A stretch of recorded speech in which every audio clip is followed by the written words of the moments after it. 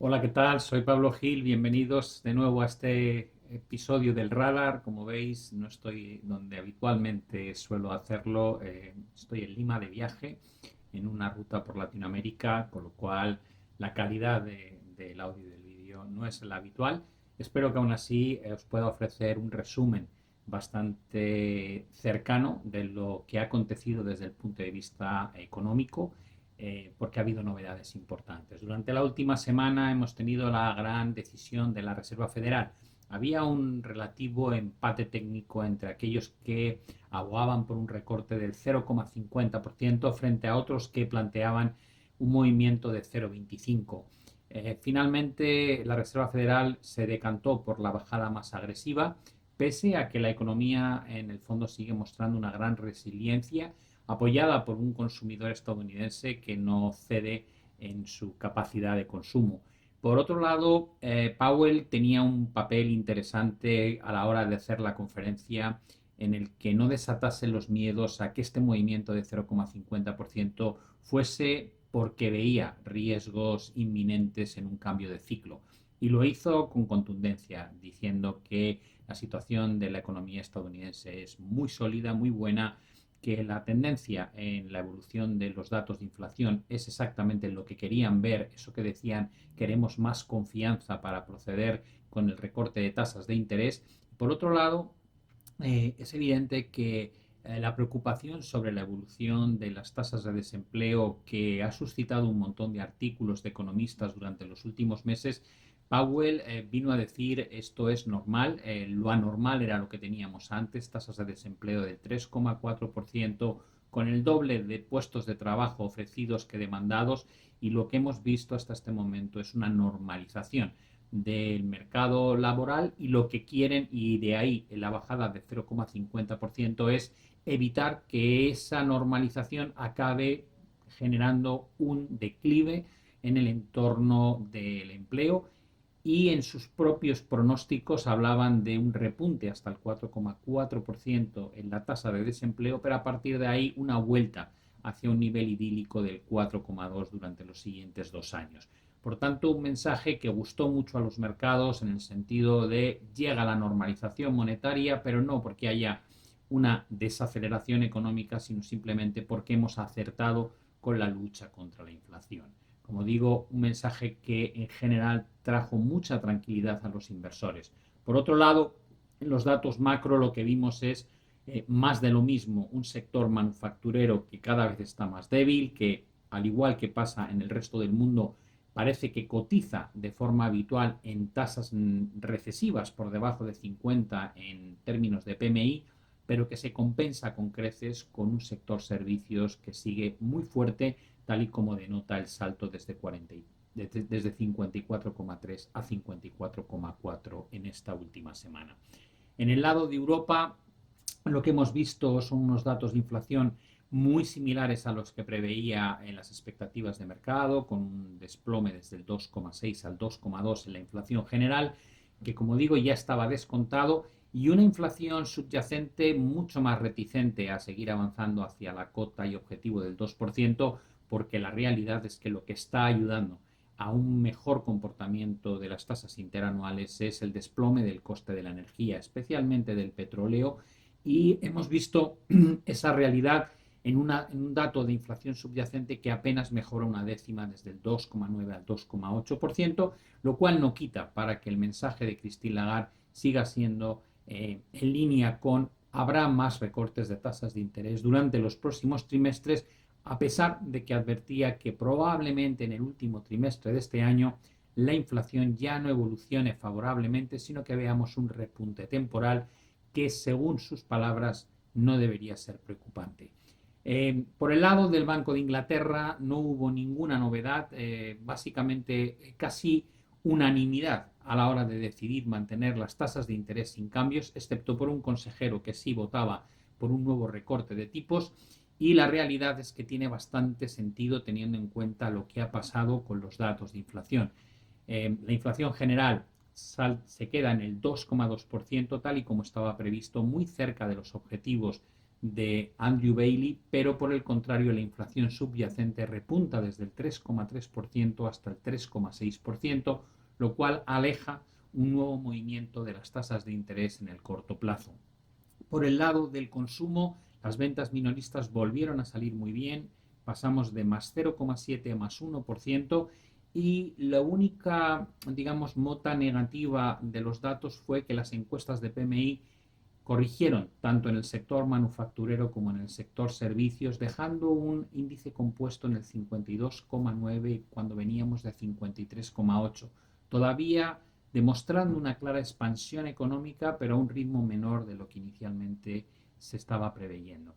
Por el lado del Banco de Japón había muchísimo interés en el mundo por saber si Ueda se atrevería a sorprender nuevamente con una subida de tasas de interés, aunque ya había salido diciendo que, dada la inestabilidad generada por este movimiento hasta el 0,25 en la reunión previa y el famoso unwinding del carry trade, se tomarían con mucha calma cualquier otro movimiento restrictivo. Y así ha sido. No han llevado a cabo ninguna subida de las tasas de interés, lo cual ha permitido que respire un poco el dólar yen, pasando de cotas ligeramente por debajo de 140 hasta niveles de 144,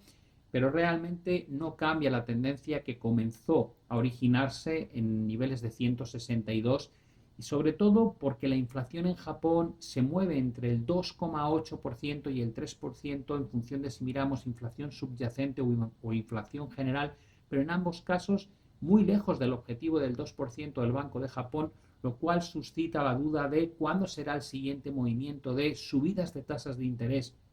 por parte de Ueda, en un mundo donde todos los demás bancos centrales están en sentido opuesto. Estamos viendo bajadas de tasas de interés en Estados Unidos, en Europa, en Reino Unido,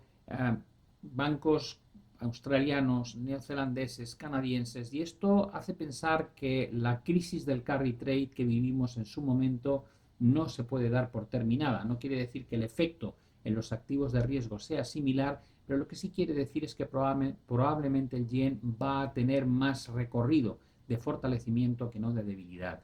Por otro lado, los datos macroeconómicos en China apenas han cambiado el panorama. Seguimos viendo esos problemas estructurales a los que se enfrenta Xi Jinping, falta de confianza del consumidor debido a un mercado inmobiliario donde básicamente está el ahorro de los ciudadanos chinos, y en una caída de precios que no acaba de encontrar un suelo, pues genera o suscita dudas sobre si se conseguirá el objetivo de crecimiento de PIB del gobierno del 5% para este año. A raíz de ahí hay un montón de preguntas sobre qué tipo de otras medidas de estímulo podría llevar a cabo el Banco Central y el gobierno, y el último test lo hemos tenido esta semana y hemos visto que las tasas de interés no se mueven del 3,35%. Por tanto, los siguientes movimientos que puedan ocurrir en China evidentemente deberían de ser hacia una relajación monetaria algo mayor, buscando ese equilibrio o ese mantenimiento de la confianza de los inversores y de los consumidores, pero de momento, como digo, el Banco Central no ha considerado que sea el momento de llevar a cabo esa nueva relajación por el lado del plano monetario. En las elecciones de Estados Unidos cada vez se configura una mayor distancia a favor de Kamala Harris contra Donald Trump. Las últimas encuestas de NBC sitúan en un 49% de intención de voto hacia la candidata demócrata respecto a un 44% de la intención de voto en el lado del candidato republicano. Son distancias cada vez más claras, pero no lo suficiente como para poder decir que no puede haber un cambio de régimen de aquí en el próximo mes, cuando se celebren las elecciones a principios de noviembre. No sería la primera vez que Donald Trump ha dado la vuelta a la intención de voto prevista y ha terminado ganando las elecciones. Por tanto, todavía una batalla muy interesante. Probablemente no tengamos un nuevo debate entre los dos candidatos. Donald Trump parece que salió escaldado del último encuentro con Kamala Harris, a diferencia de lo que ocurría cuando tuvo la comparecencia contra Joe Biden. Personalmente da la sensación de que llegaremos a principios de noviembre sin ver a los dos candidatos enfrentarse públicamente en un nuevo debate donde se hablaría de las políticas tanto económicas como fiscales, que son radicalmente distintas en el planteamiento de un candidato frente al otro. Por el lado de las tensiones geopolíticas, estamos en un entorno de máxima preocupación en Oriente Medio. Hemos visto el reciente bombardeo israelí sobre Hezbollah en el Líbano y esa escalada de conflicto probablemente no tiene parangón desde el año 2006. La respuesta que pueda dar ahora Hezbollah es algo que está por ver. Lo que es cierto es que parece que el golpe ha sido contundente y que ha dejado en una situación de gran oscuridad la comunicación entre el grupo terrorista. Hemos visto, se habla de 274 muertos, más de 400 heridos, prácticamente la manera en la que se comunicaba el grupo terrorista parece que ha sido completamente destruido, y habrá que ver cuánto tardan en volver a rehacer esa capacidad de comunicación y, por supuesto, la capacidad de respuesta contra las fuerzas israelíes. Eso no quita para que la sensación que transmite el conflicto es que podría podría irse de las manos fácilmente. Podríamos entrar en un nuevo conflicto donde ya no se trate solamente de un grupo terrorista contra el régimen de Israel, sino que esto pueda escalar en cualquier momento a una guerra que involucre a varios países. Desde esa perspectiva, el mercado está muy tranquilo. Hemos visto un comportamiento por parte de la bolsa relativamente bueno, con ataques a máximos históricos en índices como el DAX. Hemos visto superación de máximos históricos por parte del S&P 500, también una reacción positiva en el índice de pequeñas compañías como el Russell 2000. Tal vez lo más llamativo en este momento es el encarecimiento de la última semana del coste energético a raíz de estos conflictos geopolíticos. Lo hemos vivido tanto en términos de petróleo, pero de forma más interesante tal vez en gas natural, donde sí da la sensación de que podríamos tener todavía cierta inercia de precios al alza, lo cual podría impactar en las previsiones de inflación de aquí a fin de año, especialmente en Europa, donde somos muy dependientes del nivel de exportación de este producto, desde que de alguna manera pues, se bloquearon, se dejaron de consumir buena parte de los canales que recibíamos desde Rusia. Por otro lado, no tenemos que olvidar que el movimiento del dólar yen, como decía antes, es muy probable que sea un movimiento de rebote temporal y teniendo en cuenta las inercias y las tendencias que se van a llevar a cabo en los tipos de interés por parte del Banco de Japón y el resto del mundo, todo apunta a que ese yen será razonable que se siga apreciando contra otras monedas. Y luego el comportamiento de la bolsa europea, en el caso del Eurostoxx 50, ha permitido acercarnos a la directriz que normalmente analizábamos en anteriores